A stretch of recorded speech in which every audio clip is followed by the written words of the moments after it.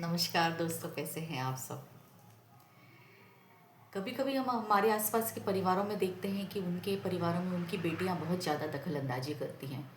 और जो सास ससुर भी रहते हैं वो भी अपनी बेटियों को अलाउ करते हैं कि वो आएँ और उनके परिवार में दखल अंदाजी करें और उनके हर परिवार के छोटे बड़े डिसीजन में इन्वॉल्व करते हैं वो लोग। ऐसे परिवार में अक्सर जो बहुएं रहती हैं ना, वो ये महसूस करती हैं कि हम इस परिवार में पराए हैं। वो कभी अपनापन महसूस ही नहीं कर पाती हैं। वो चाहती भी हैं कि अगर हम कुछ कर पाएँ तो वो कर नहीं पाती हैं, क्योंकि उनको इन्वॉल्व ही नहीं किया जाता। तो इस तरीके के जो परिवार रहते हैं उसका अंत जो रहता है बहुत ख़राब रहता है। क्योंकि कुछ सालों के बाद जब बहू सक्षम हो जाती है और मैच्योर हो जाती है और उसके हाथ में सब कुछ आ जाता है, तो वो इस जो नंदे जो ज़्यादा इन्वॉल्व हो रही होती हैं उनको अपने परिवार से बाहर कर देती है। ये भी मैंने देखा है कि जब तक उनके सास के हाथ में कारोबार था, तब तक उनकी सास ने बहुत ज़्यादा इन्वॉल्व किया अपनी लड़कियों को, अपनी बहनों को या अपने अन्य रिश्तेदारों को। और जब बहू का दिन आया, जब बहू मैच्योर हो गई, कुछ साल शादी के बीत गए, उसके हाथ में सब कुछ आ गया, तो फिर वो पूरी तरह से अपने रिश्तेदारों को अपने घर से बाहर कर देती है।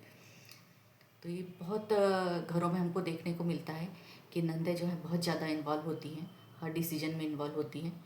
और भाभियाँ जो रहती हैं उनकी, वो बेचारी बन के देखती रहती है तमाशा कि कब ऐसा दिन आएगा कि जब लोग हमको अपना समझेंगे और अपनापन हम इस घर में महसूस करेंगे।